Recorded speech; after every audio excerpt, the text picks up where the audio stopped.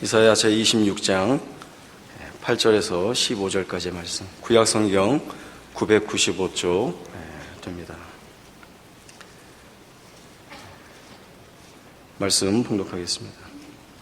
여호와여, 주께서 심판하시는 길에서 우리가 주를 기다려 싸우며 주의 이름을 위하여 또 주를 기억하려고 우리 영혼이 사모하나이다. 밤에 내 영혼이 주를 사모하여 싸운즉 내 중심이 주를 간절히 구하오리니 이는 주께서 땅에서 심판하시는 때에 세계의 거민이 의를 배움이니이다. 악인은 은총을 입을지라도 의를 배우지 아니하며 정직한 자의 땅에서 불의를 행하고 여호와의 위엄을 돌아보지 아니하는도다. 여호와여, 주의 손이 높이 들릴지라도 그들이 보지 아니하오나 백성을 위하시는 주의 열성을 보면 부끄러워할 것이라. 불이 주의 대적들을 사르리이다.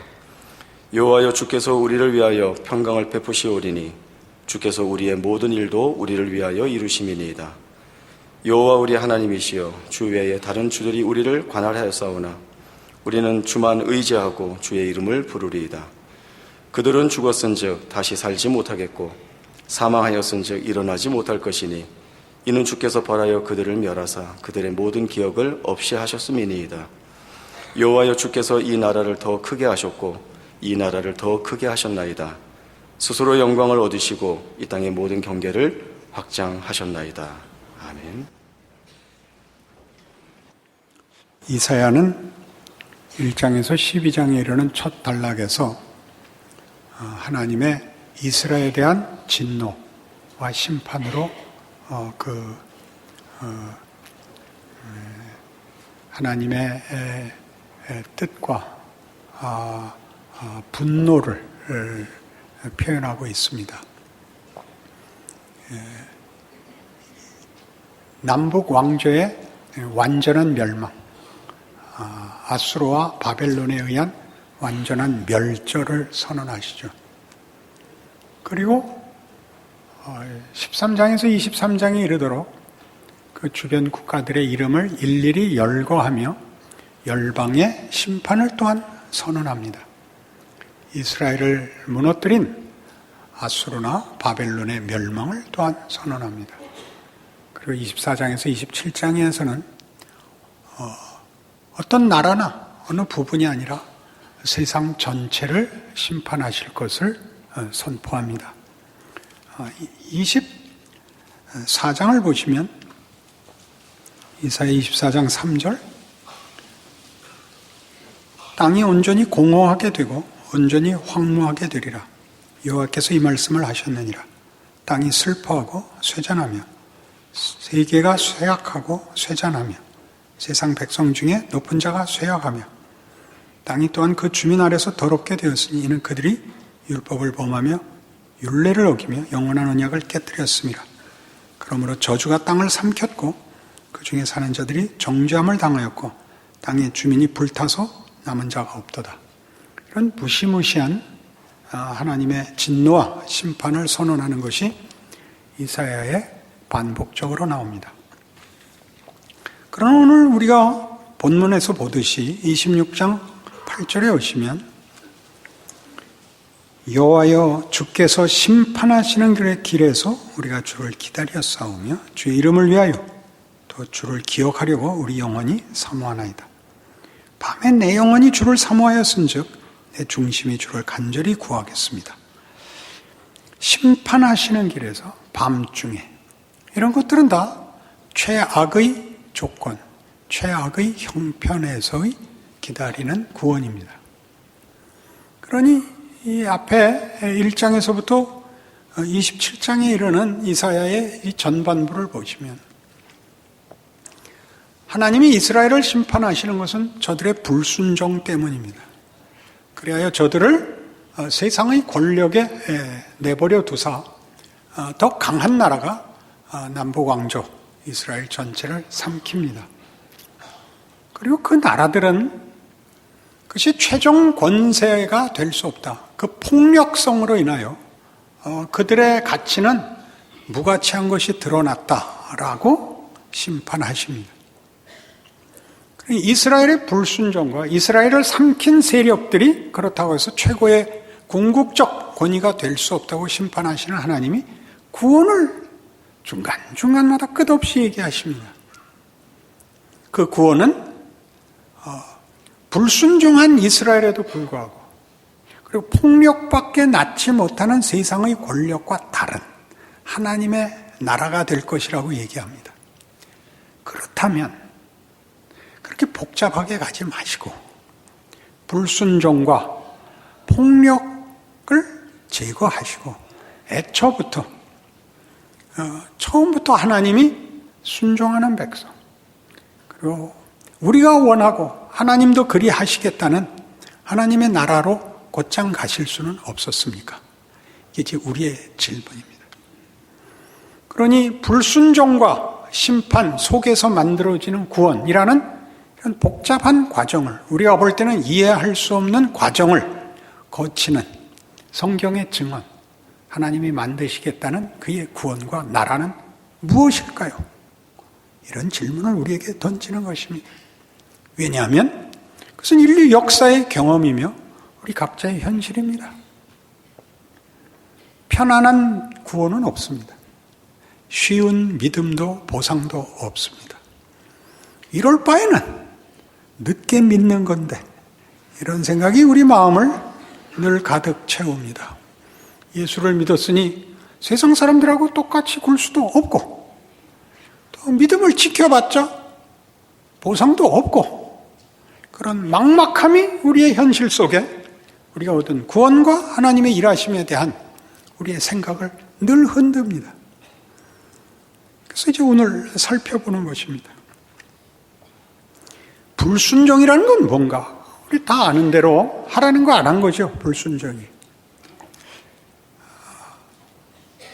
신명기 6장에 가시면 이스라엘 백성을 구원하신 하나님이 출애굽 사건 직후에 이스라엘 백성 앞에 신신당부하는 것이 이 순종입니다. 신명기 6장 1절, 구약성경 271페이지입니다. 이는 곧 너희의 하나님 여호와께서 너희에게 가르치라고 명하신 명령과 규례와 법도라. 너희가 건너가서 차지할 땅에서 행할 것이니 곧 너와 네 아들과 네 손자들이 평생에 네 하나님 여호와를 경외하며 내가 너희에게 명한 그 모든 규례와 명령을 지키게 하기 위한 것이며 또 내 나를 장구하게 하기 위한 것이라. 이스라엘아 듣고 삼가 그것을 행하라. 그리하면 네가 복을 받고 네 조상들의 하나님 여호와께서 네게 허락하심 같이 젖과 꿀이 흐르는 땅에서 네가 크게 번성하리라. 순종하라죠. 여호와의 명령을 순종하라. 그것이 복이니라. 이렇게 얘기하는 것입니다.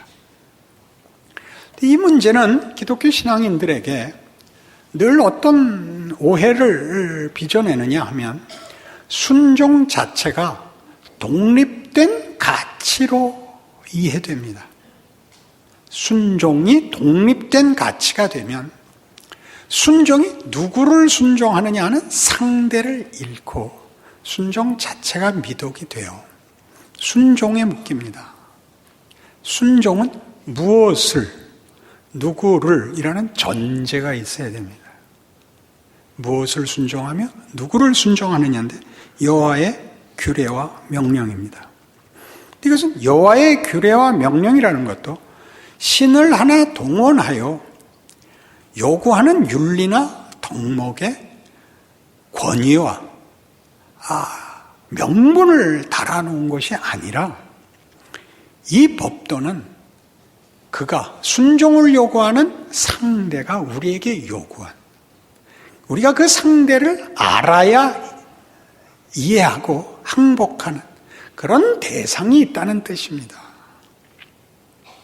그러니까 밑에 4절로 오시면 이스라엘아 들으라. 우리 하나님 여호와는 오직 유일한 여호와이시니 너는 마음을 다하고 뜻을 다하고 힘을 다하여 네 하나님 여호와를 사랑하라. 오늘 내가 네게 명하는 이 말씀을 너는 마음에 새기고 네 자녀에게 부지런히 가르치며 집에 앉았을 때든지 길을 갈 때든지 누워있을 때든지 일어날 때든지 이 말씀을 강론할 것이며 너는 또 그것을 네 손목에 메어 기호를 삼으며 네 미간에 붙여 표를 삼고 또 네 집 문설주와 바깥문에 기록할지니라. 이 신명기 6장의 가치는 이 명령과 이 법들을 너희는 들어라. 이렇게 요구하는 겁니다. 들어라. 내가 말한다. 말하는 이가 있고 듣는 자가 있습니다. 들어야 하는 우리가 말하는 상대를 이해하지 못합니다. 요구되는 명령을 우리 마음대로 이해하고 우리 마음대로 선택할 것입니다. 여기에 말하자면 강제력이 있습니다. 어떤 강제력? 상대가 누구냐입니다. 그렇지 않아요? 부모가 자식에게 얘기할 때는 자녀가 집중해서 들어야 옳습니다. 말을 안 듣는 것이 현실이지만 집중해야 되는 것은 당연한 것입니다. 왜요? 옳은 말이기 때문이 아니라 부모이기 때문입니다. 부모이기 때문입니다. 부모가 계속 뭘 강조하죠? 너 잘 되라고 그래. 자식이 강조하는 거 뭐죠? 못 알아듣겠습니다. 지금은 시끄럽습니다. 거기에 누구 잘잘못 이전의 그 관계, 거기에 일어나는 일들의 배경, 전제를 기억하십시오. 부모니까 그 말을 하고 자식은 들어야 됩니다. 하고 안 하고 이전의 문제입니다. 이게 지금 신명기 6장에서 얘기하는 순종, 불순종을 논하는 때에 꼭 기억해야 할 전제인 것입니다. 하나님이 우리에게 말씀하시는데 우리를 복주기 위하여 말씀하신다는 것입니다. 그러니 너는 그분이 누구인지를 기억하고 그분을 사랑하고 그분을 기뻐하여 그의 말씀을 들어라. 그러면 복이 될 것이다. 그러니 순종해야 된다. 복을 받아라는 2차적인 문제입니다. 존재론적 가치, 정체라는 것들이 가장 우선하는 조건으로 제시되어 있습니다. 그러니 우리 예수님께서 이 땅에 오셔서 공생애를 시작하기 직전에 시험을 받으시는데 그 시험의 의미가 얼마나 성경 전체를 잘 담아내고 있느냐 하면 3가지 시험을 받습니다. 이 돌로 떡을 만들어라. 사람이 떡으로만 살지 않는다. 하나님의 말씀으로 산다. 너 뛰어내려라. 하나님이 와서 너 안 다치게 해줄 거다. 너의 하나님을 시험하지 말라. 나한테 절해라. 그럼 세상을 다 주겠다. 나는 하나님을 경배하게 하기 위해서 왔다. 그 조건 속에서 하자. 그 조건은 뭐예요? 네가 위협하고 유혹하는 그 조건을 놔두고 네가 유혹하고 위협하는 것과 내가 하나님을 경배하여 그가 일하시는 조건 속에 나를 요구하는 조건 속에서 순종하여 하나님 경배가 뭔지 내가 보이겠다. 이게 3가지 시험입니다. 우리가 실은 이 조건을 주께서 받아들여 사망이 최고의 권력인 것 같이 그를 십자가에 달아 죽이는 자리까지 들어가죠. 하나님이 그 속에서 일하겠다고. 세상이 자기들이 최종적 권위라고 생각하는 폭력과 시험과 그리고 여러 가지 장애들 속을 들어가 그걸 다 뒤집는 하나님의 일하심을 보이는 것이 예수께서 받으신 시험이 가지는 중요한 증언입니다. 구약 성경 가득히 나오죠. 이스라엘의 배신에도 불구하고 하나님은 그들을 놓지 않는 것. 그럼 아예 배신을 하지 못하게 하면 되지 않느냐? 그 선택권은 기회를 준다 하죠. 반복되는 실패, 반복되는 배신을 극복해 나가십니다. 어떻게? 우리로 알게 하죠. 같은 신명기 8장을 보십시오.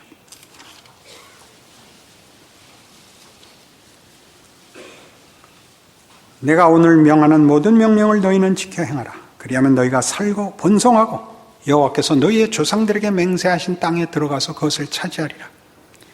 네 하나님 여호와께서 이 40년 동안에 네게 광야길을 걷게 하신 것을 기억하라.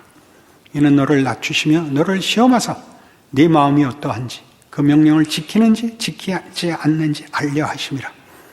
너를 낮추시며 너를 줄이게 하시며 또 너도 알지 못하며 네 조상들도 알지 못하던 만나를 네게 먹이신 것은 사람이 떡으로만 사는 것이 아니요 여호와 입에서 나오는 모든 말씀으로 사는 줄을 네가 알게 하려 하심이니라. 이 40년 동안에 내 의복이 헤어지지 아니하였고 내 발이 부르트지 아니하였느니라. 너는 사람이 그 아들을 징계함같이 내 하나님 여호와께서 너를 징계하시는 줄 마음에 생각하고 내 하나님 여호와의 명령을 지켜 그의 길을 따르며 그를 경외할지니라. 하나님의 징계란 뭐죠? 자식을 기르는 겁니다. 물건을 조작하는 게 아닙니다. 자식을 기르는 겁니다. 사람을 만드는 것입니다.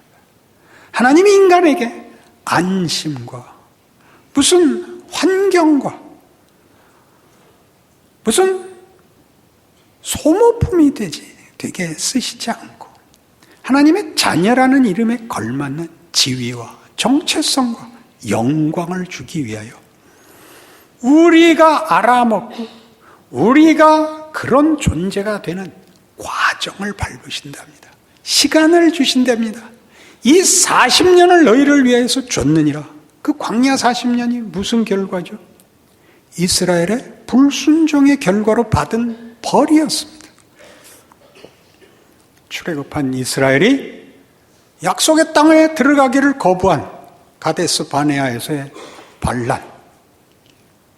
하나님께서 40년 동안 너희 광야를 맴돌아라. 홍해를 나온 성인들은 이 40년 동안 광야에서 다 죽어라. 그 자식들을 데리고 내가 약속의 땅에 들어가겠다.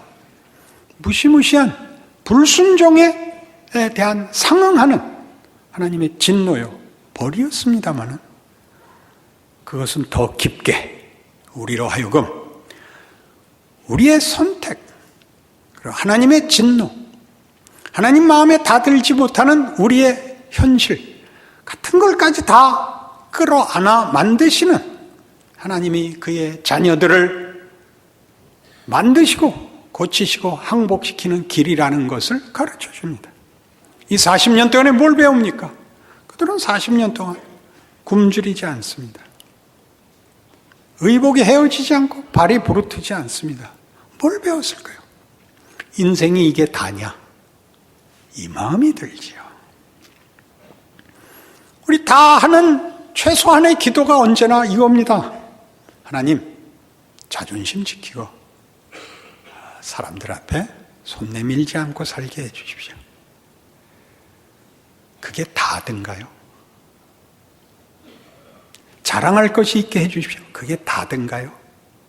살아보시지 않았습니까? 인생에 우리가 욕심내고 우리가 기대하는 것이 답이 아니라는 사실을 모두 알고 있습니다. 그리고 배웁니다. 기왕 이렇게 될 거였으면 그때 잘했을 걸. 안 그렇습니까?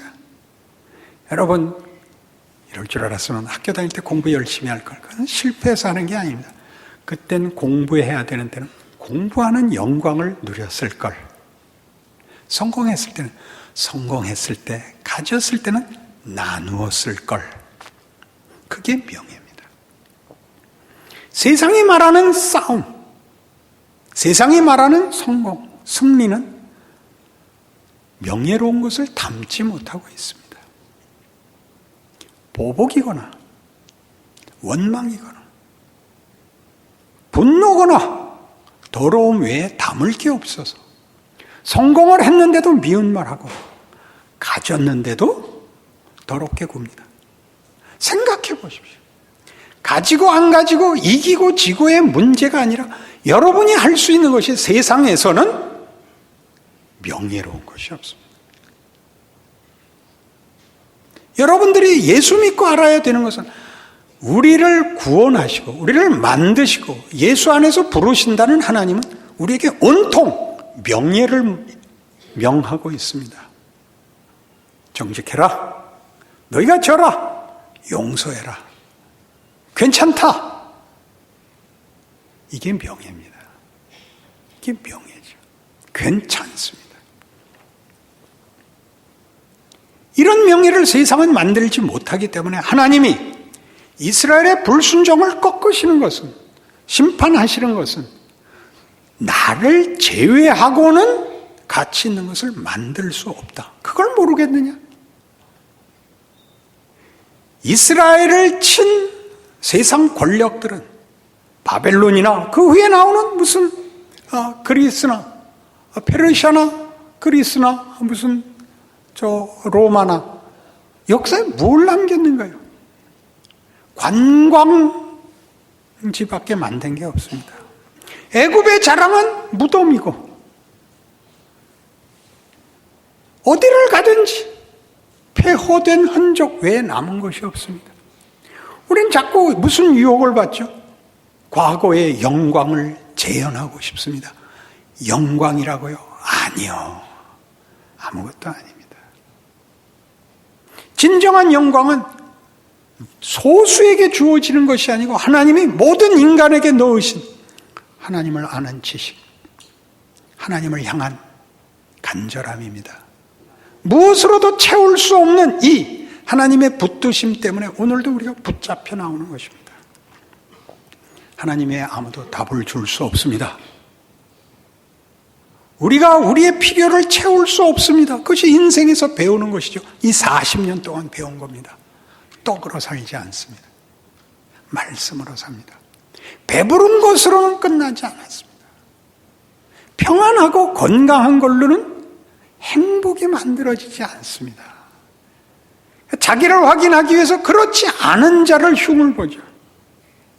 너 못하는 거 나는 한다. 그래 봤자 못하긴 매일반입니다. 위대하지 않습니다. 인간의 위대함은 하나님을 아버지라 부르는 그 호칭, 그 지위, 그 존재가 아니고는 가질 수 없습니다. 그럼 우리 인생 속에 하나님이 기회를 주십니다. 하나님이 명하시고 우리는 불순종하는 거 감내하십니다. 이사야 1장에 가보시겠습니까? 이사야가 이렇게 시작했었습니다. 하나님이 인류 역사 내내, 우리 인생 내내 이렇게 말씀하고 계십니다. 이사야 1장 2절. 하늘이여 들으라. 땅이여 귀를 기울이라. 여호와께서 말씀하시기를 내가 자식을 양육하였거늘 그들이 나를 거역하였도다. 소는 그 임자를 알고 나귀는 그 주인의 구유를 알건만은 이스라엘은 알지 못하고 나의 백성은 깨닫지 못하는도다 하셨도다. 슬프다 범죄한 나라요 허물진 백성이요 행악의 종자요 행위가 부패한 자식이로다. 그들이 여호와를 버리며 이스라엘의 거룩하신 이를 만홀히 여겨 멀리하고 물러갔도다. 너희가 어찌하여 매를 더 맞으려고 패역을 거듭하느냐. 온 머리는 병들었고 온 마음은 피곤하였으며 발바닥에서 머리까지 성한 곳이 없이 상한 것과 터진 것과 새로 맞은 흔적뿐이거늘 그것을 짜며 싸매며 기름으로 부드럽게 함을 받지 못하였도다. 너희의 땅은 황폐하였고 너희의 성읍들은 불에 탔고 너희의 토지는 너희 목전에서 이방인에게 삼켜졌으며 이방인에게 파괴됨 같이 황폐하였고 딸 시어는 포도원의 망대같이 참외밭의 원두막같이 에워싸인 성읍같이 겨우 남았도다. 만군의 여호와께서 우리를 위하여 생존자를 조금 남겨두지 아니하셨더라면 우리가 소돔 같고 고모라 같았으리로다. 딱 부모의 마음이죠. 자식을 팰 수밖에 없습니다. 너 그런데 드나들 거라면 내가 네 다리를 부러뜨려 놓겠다. 못 부러뜨립니다. 하나 부러뜨릴 심정을 가지지 않으면 자식을 기를 수 없습니다. 그러니 사실은 옛날에 역자이교지라는 옛말이 있습니다. 자식은 바꿔서 가르친다. 자기 자식은 못 부러뜨리니까 바꿔서 부러뜨려야 된다. 부러뜨려야 돼요. 하나님이 역사 내내, 우리의 인생 내내 그걸 하십니다. 여러분이 실패를 만날 때마다, 아니, 여러분이 성공을 만날 때다. 여러분이 하나님이 뜻하시는 길과 그 내용을 채우지 않을 때 하나님이 개입하십니다. 생각하게 하십니다. 이게 뭔가? 이게 뭔가? 여러분이 어려울 때만 죽고 싶은 것이 아닙니다. 다 가졌을 때도 죽고 싶습니다. 여러분 인생을 살아보시면 우리가 부러워하는 그 사람이 막막해서 미치려고 하고 있다는 걸 알게 됩니다. 답은 인간에게는 하나님을 만나지 아니하면 예수 안에서 하나님의 평안을 얻기까지 평안을 얻지 못합니다. 현실입니다. 사실입니다. 기만하거나 도망갈 수가 없습니다. 이 신앙생활이 순종이라는 것이 얼마나 복된 것인지를 알지 못한다면 우리는 우리의 현실을 거부하고 있는 것입니다. 답이 없는데 계속 우기는 것입니다.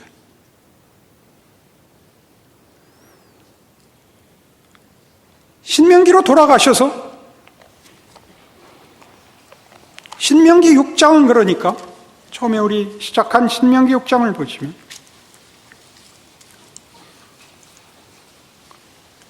10절 네 하나님 여호와께서 네 조상 아브라함과 이삭과 야곱을 향하여 네게 주리라 맹세하신 땅으로 너를 들어가게 하시고 네가 건축하지 아니한 크고 아름다운 성읍을 얻게 하시며 네가 채우지 아니한 아름다운 물건이 가득한 집을 얻게 하시며 네가 파지 않은 우물을 차지하게 하시며 네가 심지 아니한 포도원과 감람나무를 차지하게 하사 네게 배불리 먹게 하실 때 너는 조심하여 너를 애굽 땅 종되었던 집에서 인도하여 내신 여호와를 잊지 말고 네 하나님 여호와를 경외하며 그를 섬기며 그의 이름으로 맹세할 것이니라.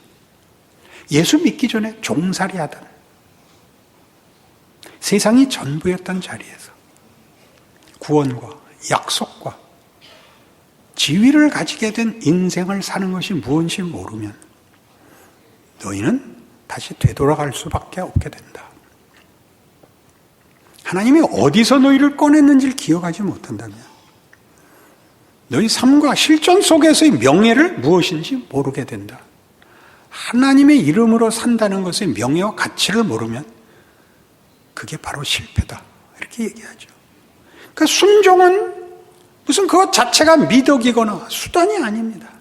하나님으로부터만 모든 가치 있는 것이, 모든 영광이, 생명이, 실체가 나온다고 얘기합니다. 사실이 그렇습니다. 사실이 그렇습니다. 그러니 14절 너희는 다른 신들 곧 네 사면에 있는 백성의 신들을 따르지 말라. 너희 중에 계신 너희 하나님 여호와는 질투하시는 하나님이신즉 너희 하나님 여호와께서 네게 진노하사 너를 지면에서 멸절시킬까 두려워하노라. 너희가 맞사에서 시험한 것 같이 너희 하나님 여호와를 시험하지 말고 너희 하나님 여호와께서 너희에게 명하신 명령과 증거와 규례를 삼가 지키며 여호와께서 보시기에 정직하고 선량한 일을 행하라.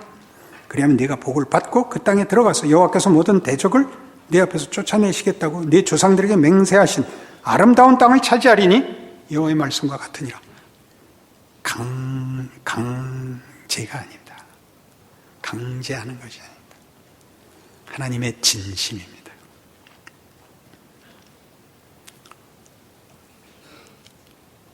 자식을 쉽게 키우는 이들이 있습니다. 이 말을 주로 사용하는 경우가 있는데 너도 이제 클 만큼 컸으니 난 모르겠다. 네 인생 네가 책임져라. 나중에 나한테 원망하지 마라. 그렇게 말하면 안 됩니다. 그 자식이 나중에 이렇게 됐다는 거 아니에요. 감옥에 갇혀서 부모가 면회 오니까 왜 이렇게 날 놔뒀어요? 너 내가 얼마나 그때 말렸냐? 그러니까 강력하게 말리셨어야죠. 누가 부모입니까? 누가 하나님입니까? 누가 자식입니까? 하나님의 자식이 하나님의 강권과 진심을 알아듣고 순종하는 게 복이지. 못나서 자기 마음대로 살고 하나님 원망하고 그게 얼마나 인생 속에 무가치한지 빨리 알으셔야 됩니다. 원망하고 변명하는 것이 답이 되지 않습니다. 누구 책임인가의 문제가 아니라 나 자신의 현실이고 운명입니다. 내 인생입니다. 위대하게 사십시오.